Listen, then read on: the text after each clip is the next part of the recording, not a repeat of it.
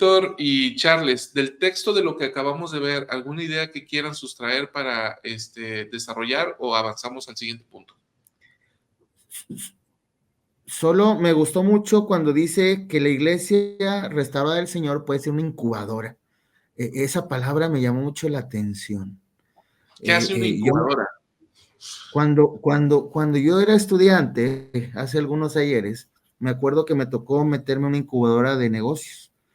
Y me acuerdo que son cursos donde te capacitan, te moldean y te enseñan y te dan tips y todo para poder llevar a cabo un negocio, ¿va? Entonces, hablando en el términos médicos, la incubadora siempre me acuerdo cuando metían al bebé, ¿no? Para que si terminara de crecer, ¿no? Y terminara de desarrollar aquello que le faltó para la vida, ¿no? Sí. Entonces me dice, es una incubadora para una comunidad de Sion, ¿verdad? Entonces, ¿de qué Sion habla aquí el Elder Gong, verdad? Porque si la iglesia es la incubadora para la comunidad, pues entonces es una preparación. El liderazgo o los llamamientos para prepararnos para ese momento, ¿verdad? Entonces me llamó sumamente la atención.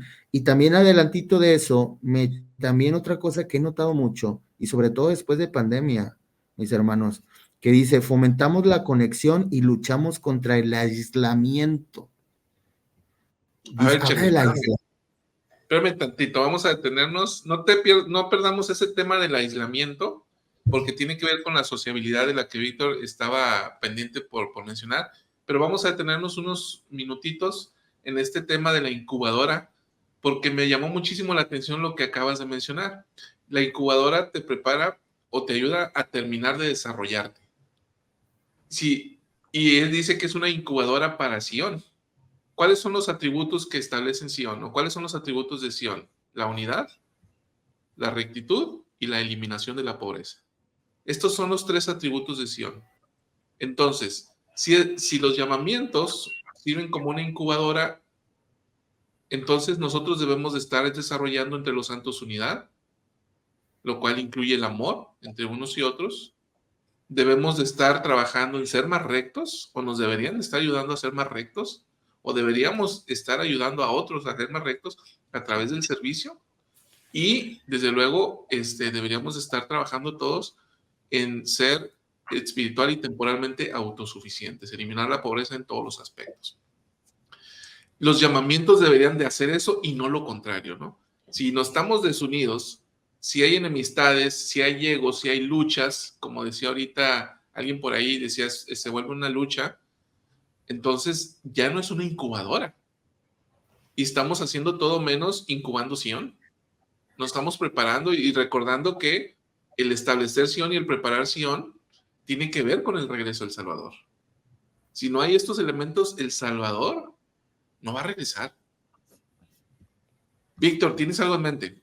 Pues en ese sentido de lo que estás diciendo, Salvador, me parece que el servicio en la iglesia debería resultar en sentimientos positivos hacia la gente y no en sentimientos negativos, ¿no? Para lograr eso que tú estás comentando.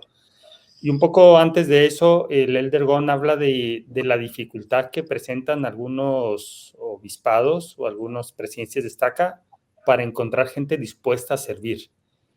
Él habla de que hay algunos que piensan que no están en el mejor momento o que no están en un buen momento para servir. Y el consejo, ya lo veíamos esto la semana pasada, pero el consejo es de que aceptemos un llamamiento especialmente cuando tengamos una vida ajetreada. Y fíjate que esto me hizo recordar a un buen hombre que comentó en alguna ocasión que él había sido inactivo durante muchos años.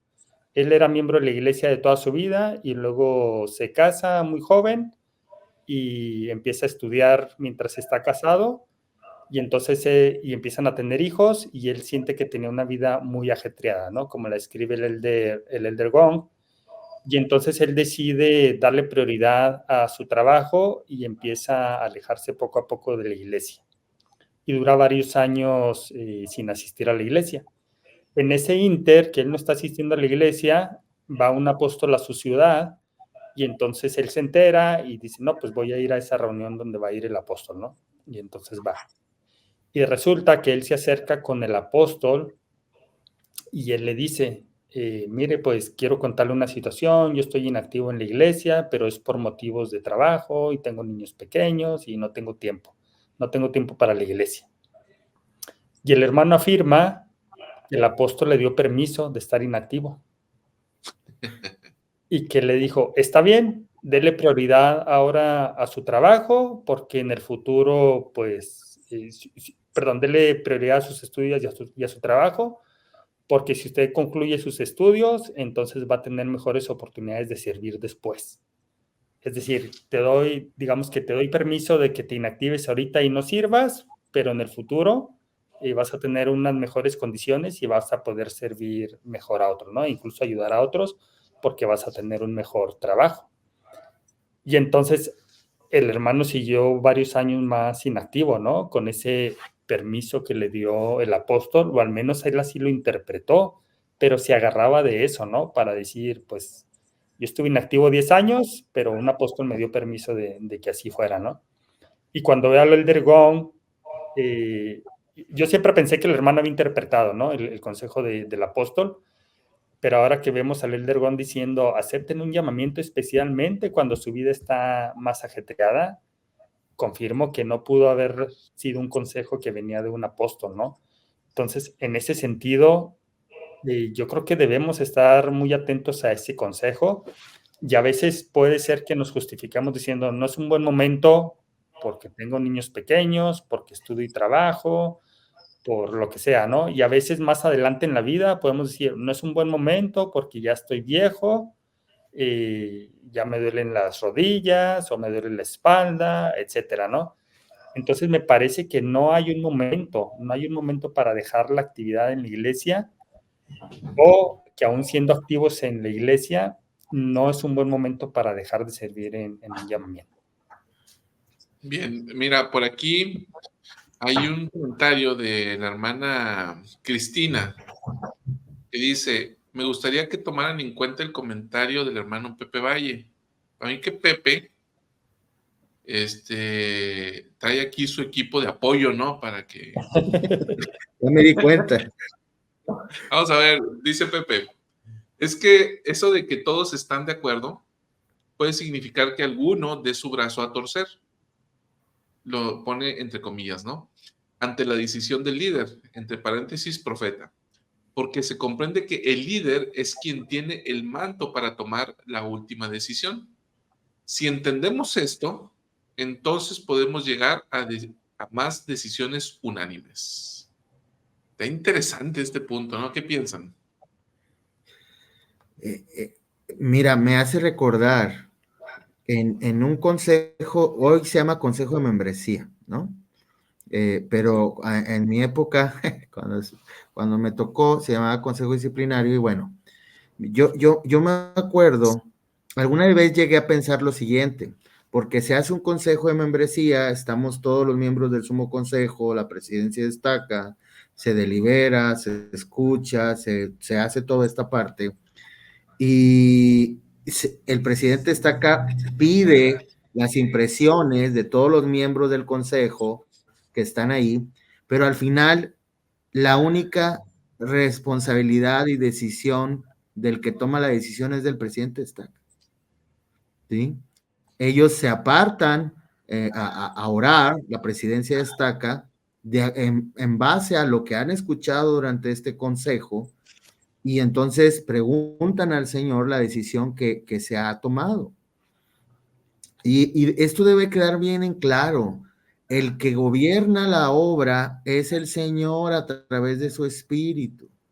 Y lo que dice Pepe Valle es cierto. Cuando un líder, llámese obispo, presidente de estaca, presidente de quórum de élderes o quien sea, habla por medio del Espíritu, aquel que tiene el Espíritu lo va a percibir con ese mismo Espíritu y sabrá en su corazón que lo que está diciendo es correcto. ¿Sí? Entonces, podríamos no estar de acuerdo con la decisión del Espíritu inclusive, ¿sí? Pero así es como debe de funcionar. Y algo bien importante, no confundamos, el Espíritu jamás va a decir lo contrario a lo ya revelado, ¿sí? O sea, ya hay cosas que el Señor ha revelado por medio de sus profetas, que están en las Escrituras y que está en un manual en cuanto a la administración de la iglesia.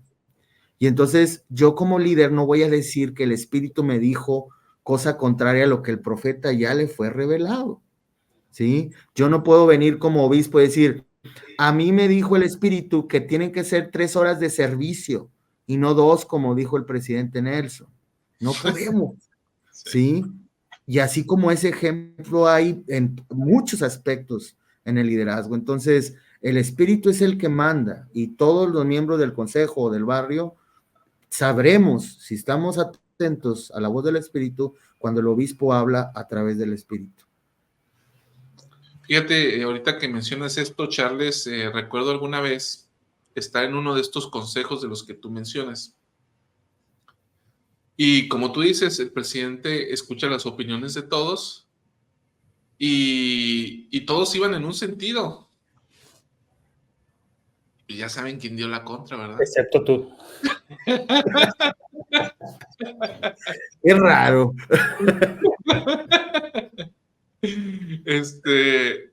Y yo expreso mi opinión. ¿Sí? Y cuando expreso mi opinión, como que se quedan pensando, ¿no? Porque era un asunto resuelto, aparentemente fácil, ¿no? Y a ver, a ver, y entonces viene otra vez el consejo y empezamos a hablar, ¿no? Empezamos a hablar. Al final de cuentas, y fue un consejo largo, y la verdad es que ha sido de los consejos más, pero más espirituales donde yo he estado, donde se ha sentido el poder y donde he escuchado opiniones fundadas en la doctrina y guiadas por el Espíritu. Al final, el consejo me hizo saber a mí que lo que yo estaba pensando no era la voluntad del Señor, sino era mis propios pensamientos. Entonces, yo di mi brazo a torcer para aceptar la voluntad del Señor, aunque yo pudiera pensar de una manera diferente. Entonces, el consejo me convence a mí, en términos espirituales, de lo que la generalidad piensa es la voluntad del Señor. Entonces, aquí vemos este ejercicio, Charles, donde efectivamente, ¿no? El poder del Señor se manifiesta y nos puede hablar, y si estamos dispuestos a escuchar y ser flexibles y dejar de lado nuestro ego y nuestra rigidez, podemos entonces entender la voluntad. Fíjate, ese ejemplo que ustedes dos ponen de un consejo de membresía es el modelo ideal. Es decir, el líder escucha, toma en cuenta las opiniones y después, en este caso, literalmente se aparta a otro lugar y ora junto con sus consejeros y toman una decisión. ¿Qué pasa en un consejo de barrio? Digo que es el modelo ideal y que podría seguirse en los consejos de barrio sin tener que apartarse, obviamente, porque a veces las decisiones tienen que ser en caliente, ¿no? En ese momento. Pero es lo mismo, el principio es el mismo. El líder tiene que escuchar las opiniones de todos y entonces forma su propia opinión y el espíritu le confirma y el líder decide. Y de hecho el manual así lo expresa, ¿no? Después de haber escuchado la opinión de todos, el obispo toma una decisión. Sí. Y entonces los demás deberían de apoyar esa decisión, ¿no? Porque se cumple esa condición, ¿no? De haber escuchado la opinión de todos y haber discernido, ¿no? Y ciertamente tiene el manto y tiene una capacidad de discernimiento que quizás otro miembro del consejo no la tiene, ¿no? Pero por eso es importante escuchar las opiniones de los demás. E incluso el manual dice, si a veces no se tiene la capacidad o no se puede llegar a una decisión, digamos que quizás el espíritu no estuvo tan bueno, más bien no se recibió el espíritu de la manera adecuada durante esa reunión y por lo tanto no se pudo llegar a una conclusión, pues no pasa nada, es decir, no se va a acabar el mundo por no llegar a una decisión en esa reunión. El obispo puede llevarse el asunto a su casa y entonces decidirlo en otro momento, ¿no? Sí. Y ese es el modelo y ciertamente yo puedo expresar una opinión y después el obispo puede tomar una decisión diferente y tengo que apoyar esa decisión, ¿no? Estoy respetando su manto. Fíjate, ahorita que mencionas eso, me hiciste recordar lo que yo hago en mi trabajo, ¿no?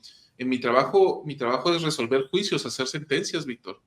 Y a veces esas sentencias determinan el patrimonio de una familia o de una persona, o con quién se va a quedar el niño, o situaciones bastante relevantes en la vida de las personas.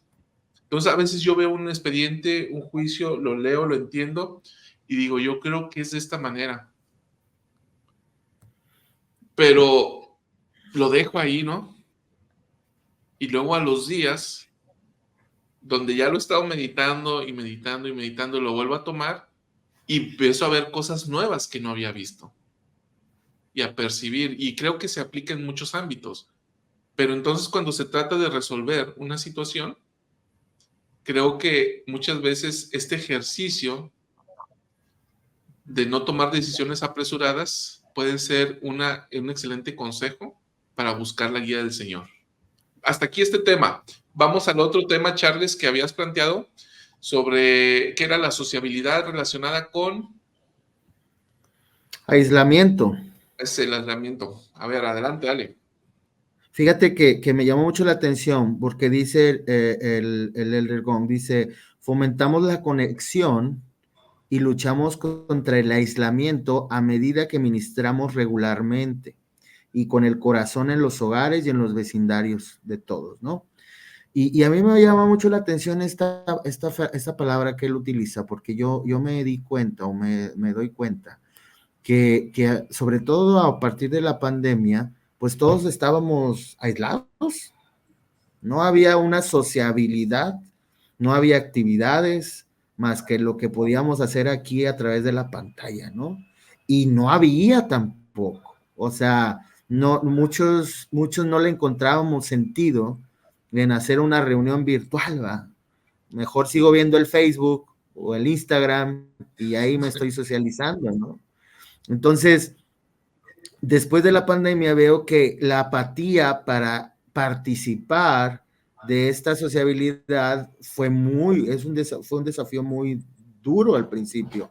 Algunos, los que estábamos acostumbrados a esa sociabilidad, pues estábamos ansiosos de que ocurriera, pero a muchos otros más se acostumbraron a ese aislamiento. Y entonces me lleva a reflexionar, aislar es sinónimo a no progresar.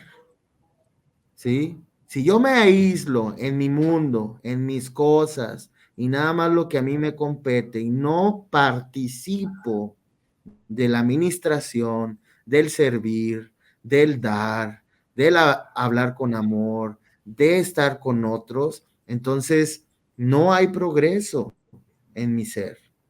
Me quedo estancado, ahí me quedo, ¿sí? Entonces, a pesar de que tenga que lidiar con desafíos con los líderes o con los otros miembros, pero es importante que entendamos que aún cuando sintamos que un líder o un miembro de nuestro barrio hace algo injusto, no estamos en la posición de tampoco estar de criticones, ¿verdad? Es decir, es que él lo está haciendo mal o lo está diciendo mal, y entonces preferimos aislarnos que vivir la experiencia, pero recuerden que para Dios todo sirve para nosotros. O sea, todas las cosas que nos pasan tienen una razón de ser, tiene un propósito para nosotros, aún lidiar con líderes difíciles o lidiar con hermanos o miembros difíciles. Todo tiene una razón de ser y algo tenemos que aprender nosotros de esto. Víctor. De acuerdo con Carlos, ¿no? Y lo vimos en la pandemia y sí siento que ha sido un desafío post-pandemia, esta parte de la sociabilidad de alguna manera, ¿no? Porque aprendimos que podemos estar bien solos o aislados, es decir, lo sobrellevamos, salimos adelante. Sin embargo, siguiendo estos consejos del Elder Gong, la realidad es que no estamos mejor solos. Esa es la realidad. Hace falta esa convivencia. Y cuando esa convivencia se da en el entorno del servicio en la iglesia, y me parece que ese es el punto del Elder Gong, sociabilizar como parte del servicio en la iglesia, y él pone el ejemplo de ministración, me parece que es cuando se cumplen esos requisitos para que realmente la iglesia sea una incubadora para nosotros. De otra manera, no. Entonces, ahí viene el siguiente punto que tiene que ver con las actividades de la iglesia. Es decir, cualquier tipo de sociabilidad en la iglesia nos va a ayudar, nos va a exaltar, nos va a edificar, o podemos caer en el punto de que incluso las actividades de la iglesia sean un obstáculo para mí, para mi progreso.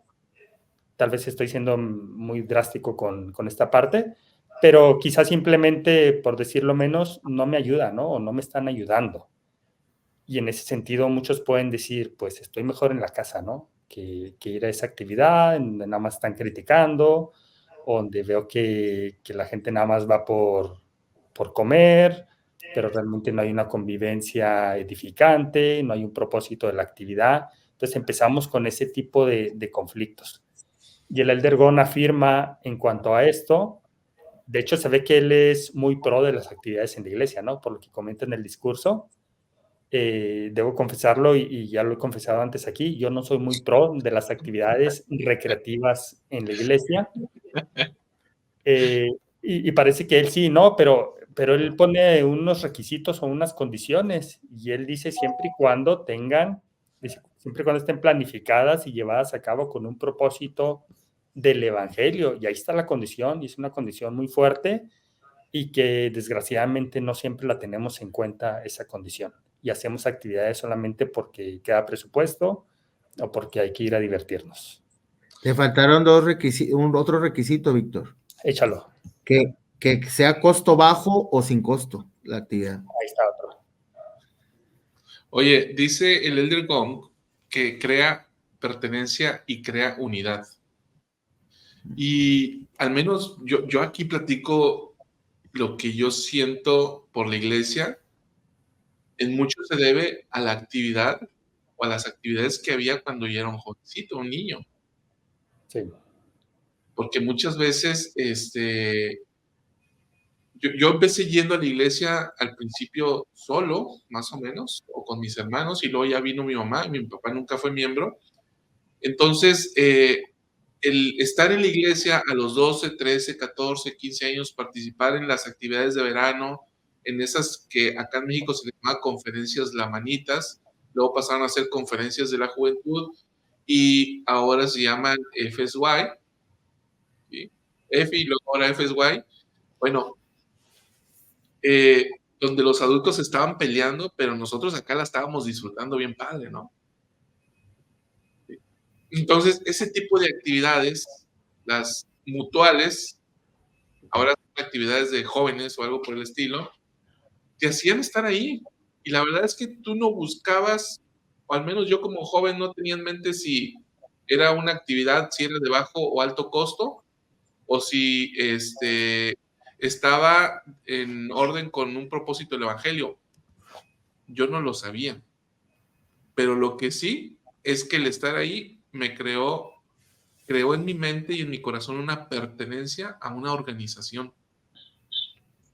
Organización como tal, no estoy hablando de el reino de Dios ni nada. Yo pertenezco a esta organización.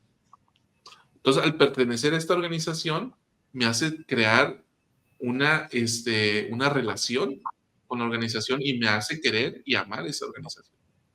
Entonces, creo que es un principio básico donde la iglesia sí, en cierta medida puede ser un club social, pero es un primer paso para después llegar a propósitos más elevados.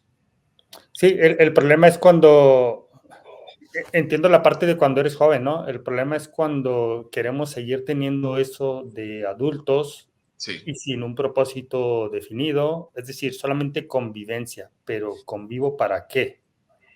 ¿Cuál es el propósito de esa convivencia, no? Entonces ahí es donde yo le veo cierto conflicto a algunas actividades de la iglesia. No estoy diciendo que no se tengan que hacer actividades en la iglesia, solo estoy diciendo que si siguiéramos estos parámetros que pone el Elder Gon, otra cosa sería, ¿no? Sí estoy en contra de las actividades en la iglesia en donde el hermano está pensando en ir porque quiero ir a comer, porque voy a comer bien rico.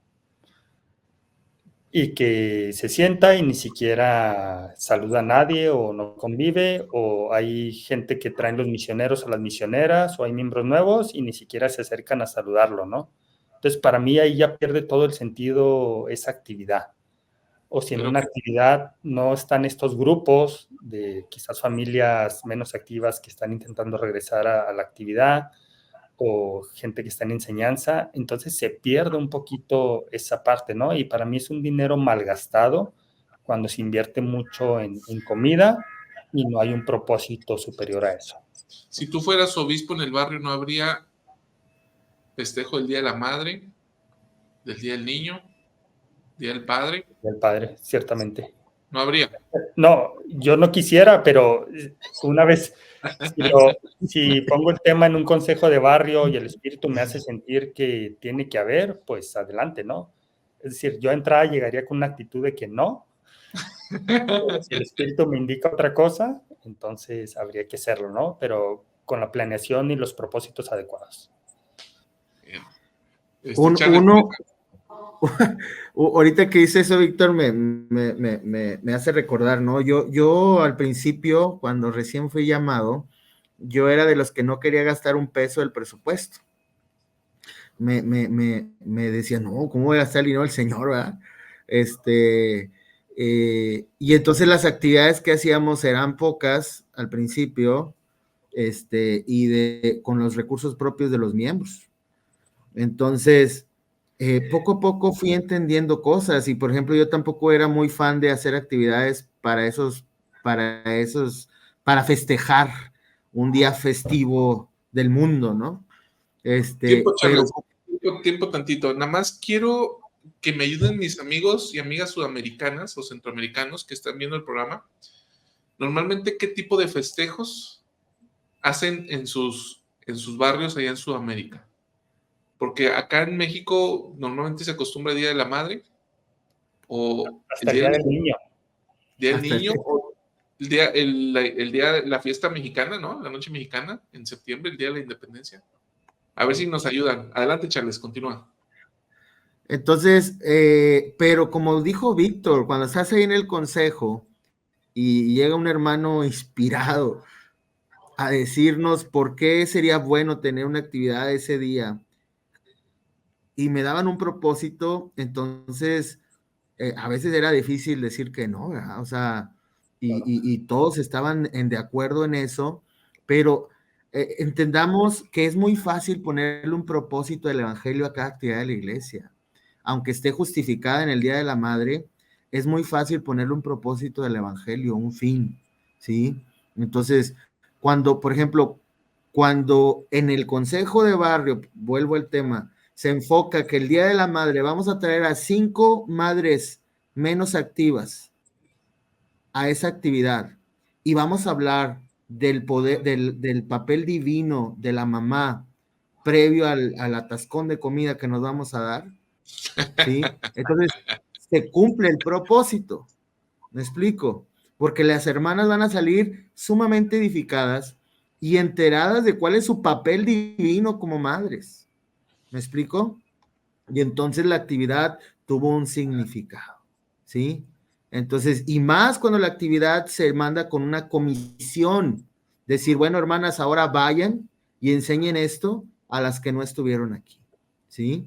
Y vívanlo en casa. Entonces, ahí ya, pues, como líder, ¿cómo le dices que no al consejo?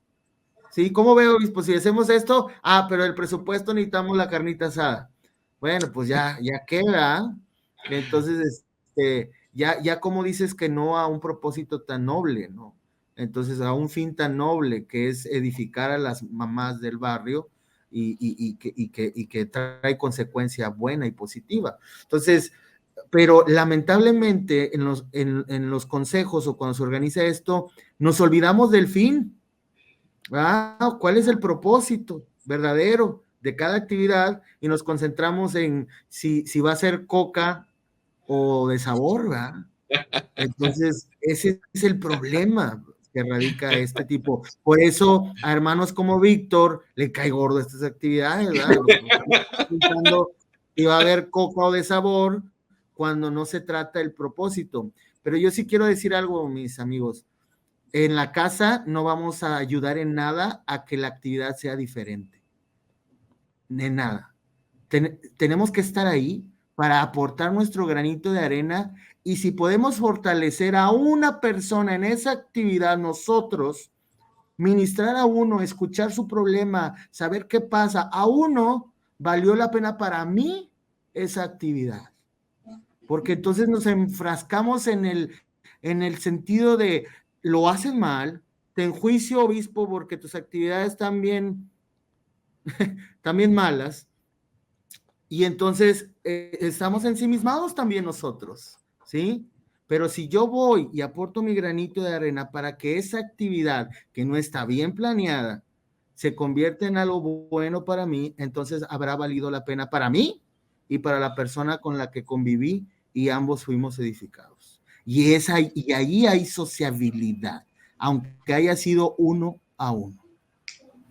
Dice Susana, la noche internacional se exponen las diversas culturas de los países, comida y bailables. Esto se hace mucho en Estados Unidos, ¿no? La hermana Ligia Fabiola, un saludo, hermana Ligia, su nombre me resulta nuevo. Gracias por su comentario. Dice, en Guatemala tenemos festejos para el Día de la Madre, del Padre, Independencia y Navidad. Sí, más o menos igual que acá.